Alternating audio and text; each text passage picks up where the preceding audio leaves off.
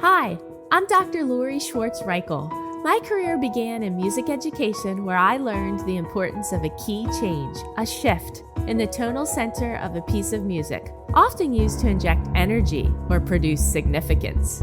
Eventually, I realized the impact of making key changes in all areas of my life and the desire to help others do the same. Making key changes can be difficult. I certainly don't have all the answers, but I do like to pose questions for reflection and offer actionable key changes for us to attempt in both our working and living situations. Together, we can unlock our greatest potential in collaboration with those we love, serve, and lead. Let's discover how we can grow together by making key changes. November is a time for giving thanks. It has also been designated National Gratitude Month. Several awareness occasions are recognized during November that encourage showing gratitude, such as National Career Development Day, Veterans Day, Thanksgiving, and American Education Week. These celebrations allow us to thank those who have guided our professional growth and advancement, served our country, helped us in life, or contributed to education. Showing gratitude can occur at any time of the year. Yet, this month represents a collective time to give thanks and reflect on for whom, what, and why we are grateful. According to UCLA Health and other relevant research, practicing gratitude can enhance mental wellness and possibly promote a lasting change in perspective. There can be noticeable health benefits when gratitude practices are maintained for a predetermined amount of time each day, week, or year. Intentionally being thankful can reduce depression, lessen anxiety, support mental health, relieve stress, and even improve sleep. Showing gratitude is not only kind and meaningful, but also beneficial and necessary to improve our quality of life. In November 2018, I wrote my first published article about gratitude, which appeared in a teacher's edition of a magazine with the article titled Show Gratitude, Make Real Contact by Giving Thanks and Meaning It, where I highlighted my father, Frank Schwartz, as a remarkable music educator and shared his tremendous efforts as my elementary and high school band director and mentor.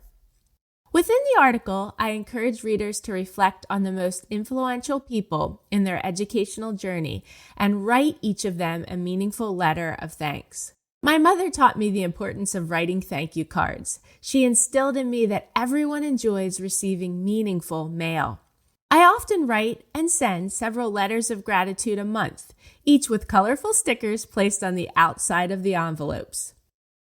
I have passed on this habit to my children, encouraging and guiding them to do the same act of giving thanks. It has improved their writing skills and enhanced their meaning of gratefulness. They have experienced how this practice can bring joy to them as the giver and reciprocate joy to the receiver. Immediately after writing that article a few years ago, I followed my own advice and wrote and sent thank you notes to a handful of my former teachers from elementary school through my doctoral studies. I continue to do this with mentors, colleagues, friends, and family. I have since written several other pieces to show my gratitude and to highlight the work of others. Also, in 2018, I authored the article, Live Life Rosier, Spread Love Everywhere You Go, about my aunt, Sister Rosemary Schwartz, a cherished music educator and nun. In December 2018, I penned the article, Friendship as Mentorship. Colleagues can be your best resource professionally and personally, to feature several music colleagues with whom I have admired and enjoyed collaborating. In June 2023, I organized the piece Planning for the Inevitable, Navigating Challenges in and Out of the Classroom, to share the story of my friend Amy Kraft, who taught me lessons in healing. In October 2023, I shared the tenacious story of a newer friend, Wayne McGee, through the piece Tough Blows, an educator's story of defying the odds. Finally, I wrote about a supportive college professor, Dr. Adeline Bethany, in the November 2023 article, A Teacher's Legacy: The Influence of Gratitude. I have transformed many of these written articles into podcast episodes where I speak about these mentors. I have also co-authored articles with several educators, principals, superintendents, and school board members to highlight their work, share their ideas, or collaborate with them on a joint mission. I still have several people with whom I would like to collaborate and recognize. In many of my articles and episodes, I have fondly written or spoken about my mother or shared ideas from her. Most notably, she taught me the importance of handwriting notes and showing gratitude in distinctive ways. My mom has done this throughout my life by leaving a voice message or sending a card to me to say how much she loved being with me for an event or telling me what she believes my unique gifts are. She has read each of my monthly articles and proofread all of them during the first several years of my writing career, guiding me on revisions. Yet, I have never dedicated a full article or podcast episode to my mom.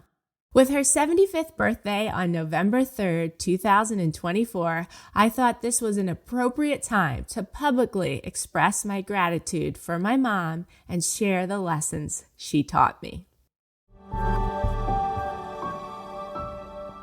My mom, Donna Maria Cecilia Palmerio Schwartz, is a gifted musician, actor, writer, and storyteller. She has sung and played piano throughout her life. She is known to break into song during conversation, rewrite the lyrics to a song or poem, or march around the house with her grandchildren, pretending to lead the band. She continues to sing in her church choir, with my dad serving as her director. Mom often shares funny stories about their interactions at rehearsals.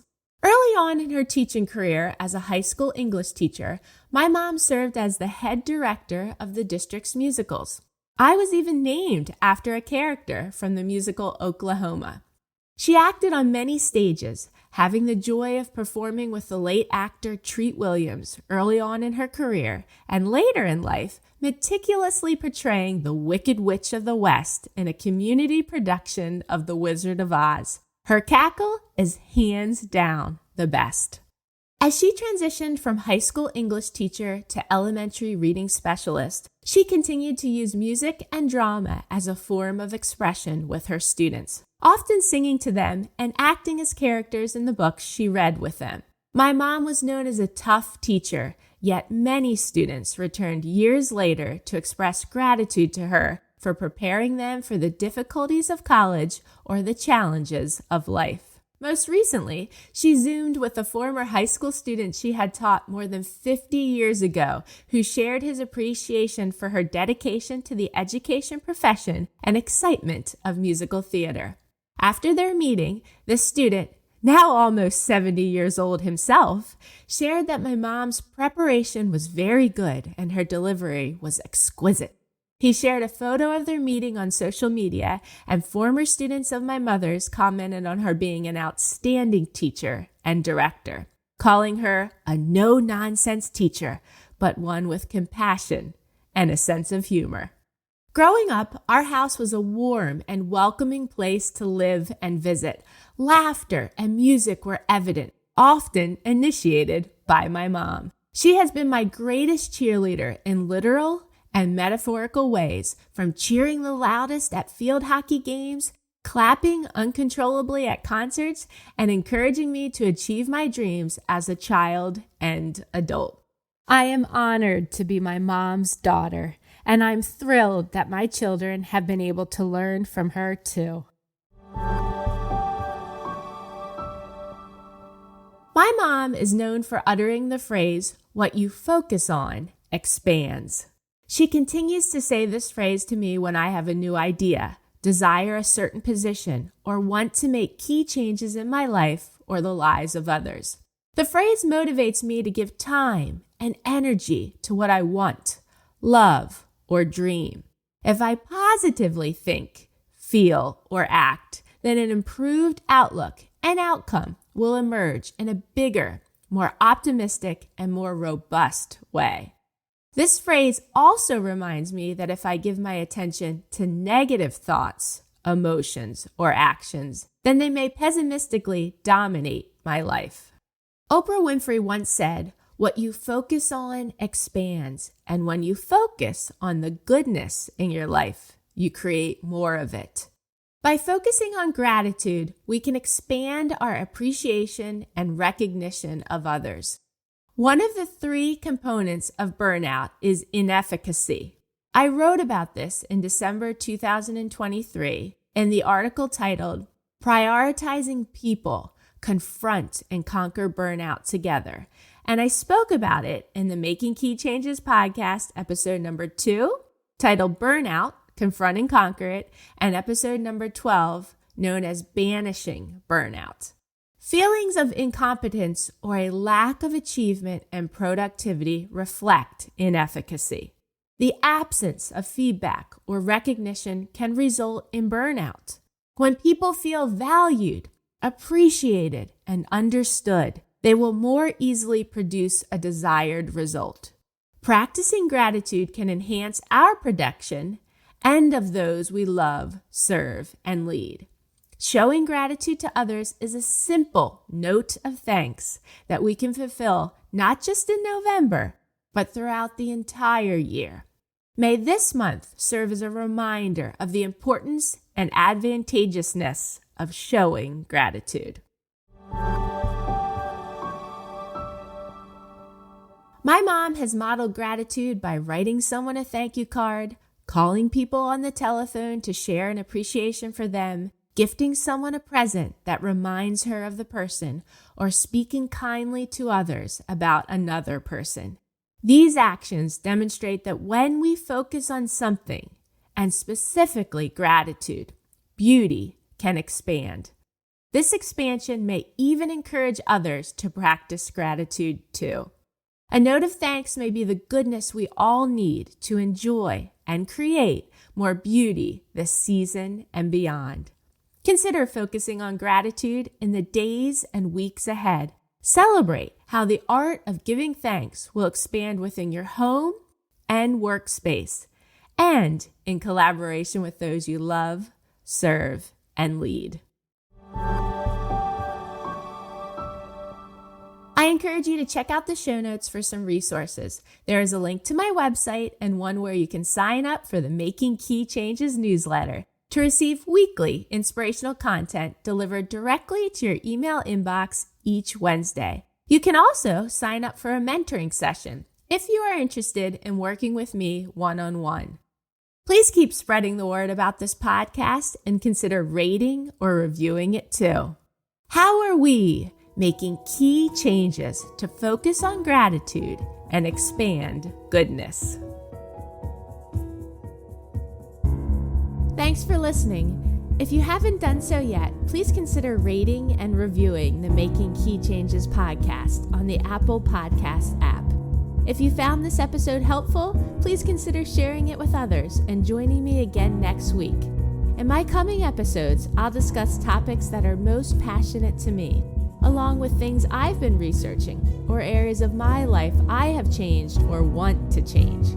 You can learn more about me on my website, makingkeychanges.com. Feel free to message me through there or reach out on social media.